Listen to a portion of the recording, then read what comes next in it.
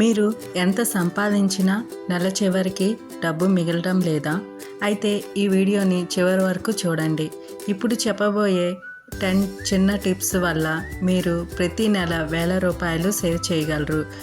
ఇవి సాధారణమైన టిప్స్ కాదు, నిజంగా డబ్బు మిగిలే టిప్స్. ఇది డబ్బుతో డబ్బు పార్ట్ 3. మొదటి టిప్పుతో ప్రారంభిద్దాం. 24 గంటల రూలు పాటించండి. ఏదైనా వస్తువు కొనాలనిపిస్తే వెంటనే కొనద్దు. 24 గంటలు ఆగండి. అప్పటికి అవసరమైతేనే కొనండి. సెకండ్ పాయింట్, జీతం వచ్చిన రోజే సేవింగ్స్కి పక్కన పెట్టండి. ముందు ఖర్చు చేసి మిగిలింది సేవ్ చేయడం కాకుండా ముందే 10%, 20% శాలరీ నుంచి సేవ్ చేసి మిగిలిన డబ్బులతో ఖర్చు చేయండి. థర్డ్ పాయింట్, రోజు ఖర్చులు రాసుకోండి. Tea, snacks, auto charges, online shopping, bus charges, groceries, ఇలా ఏం కొన్నా కూడా అవి రోజు ఎంత ఖర్చు అవుతుందో మీరు ఒక బుక్లో రాసుకోండి. చిన్న ఖర్చులే నెల చివరికి పెద్దగా ఎక్కువగా కనిపిస్తాయి. సో చిన్న ఖర్చులే నెల చివరికి పెద్ద మొత్తం అవుతాయి. ఫోర్త్ పాయింట్, మనం బయటికి వెళ్ళేటప్పుడు యూపీఐ లేకపోతే కార్డ్స్తో కాకుండా కొంత క్యాష్ అనేది వాడండి. క్యాష్ మీరు ఖర్చు చేస్తే డబ్బు ఎంత వెళ్తుంది, మనం ఎంత ఖర్చు చేస్తున్నాం అనేది స్పష్టంగా తెలుస్తుంది. ఫిఫ్త్ పాయింట్, బయట తినడం వారానికి ఒకసారి మాత్రమే పెట్టుకోండి. రోజు బయట తింటే నెలకి 1000 రూపాయలు వెళ్తాయి. ఇంట్లో వండుకోవడం అనేది బెస్ట్ సేవింగ్. సిక్స్త్ పాయింట్, అవసరం లేని సబ్స్క్రిప్షన్లు క్యాన్సిల్ చేయండి. ఓటీటీ యాప్స్, జిమ్, హాట్స్టార్ ఇలాంటివి అవసరం లేకుండా మనం యూజ్ చేయకుండా దానికి డబ్బులు కడుతూ ఉంటాం కదా. సో అవి అవసరం లేనివి అనేవి మనం అవి క్యాన్సిల్ చేయండి. మనం అవి ఉపయోగించిన మెంబర్షిప్స్ కూడా క్యాన్సిల్ చేయండి. ఇవి ఆటోమేటిక్గా మనకి డబ్బు అనేవి తీసుకుంటాయి. సో ఇవి క్యాన్సిల్ చేయడం వల్ల మనకి అక్కడ డబ్బు అనేది సేవ్ అవుతుంది. సెవెంత్ పాయింట్, షాపింగ్కి వెళ్ళే ముందు లిస్ట్ తయారు చేయండి.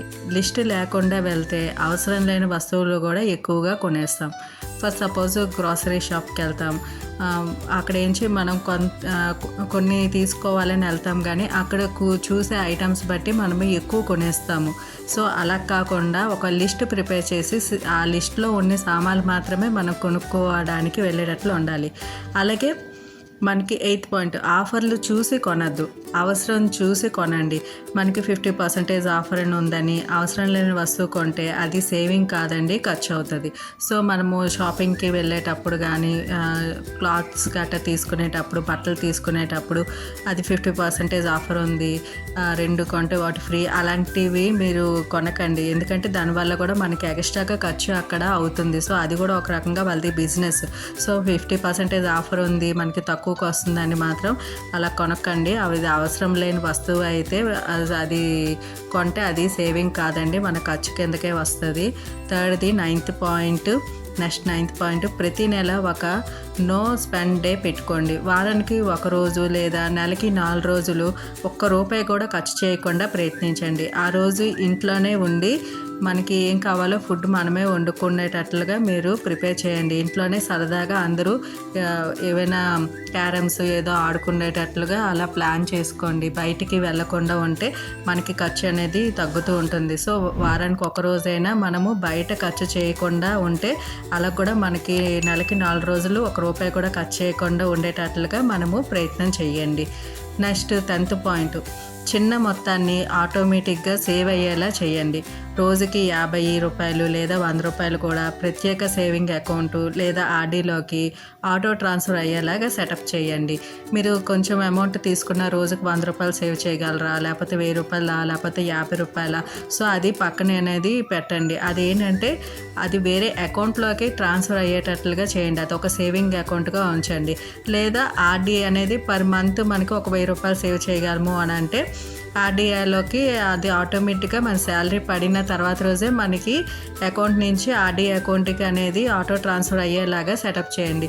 సో ఈ పైన చెప్పిన ఈ 10 టిప్స్ని కూడా రోజు చేసే చిన్న తప్పులు మీ డబ్బుని అనేది ఖాళీ చేస్తాయండి. అలా చేయకుండా ఈ 10 టిప్స్ మీరు యూస్ చేసినట్లయితే డైలీ ఇది దీనిగా ఒక బుక్ పెట్టుకొని మీరు డైలీ ఎంత ఖర్చు అవుతుందో మీరు చూసుకున్నట్లయితే మంత్ ఎండింగ్కి మనకి ఎక్కడ ఎక్స్ట్రా ఖర్చులు అవుతాయో మనకి తెలుస్తాయండి. సో ఆ ఖర్చులు అనేవి నెక్స్ట్ మంత్ తగ్గించుకున్నట్లు వెళ్తే మనం సేవింగ్స్ అనేవి చేయగలము. సో ఈ వీడియో మీకు యూస్ఫుల్ అనిపిస్తే లైక్ చేయండి, షేర్ చేయండి, సబ్స్క్రైబ్ చేయండి. Thank you.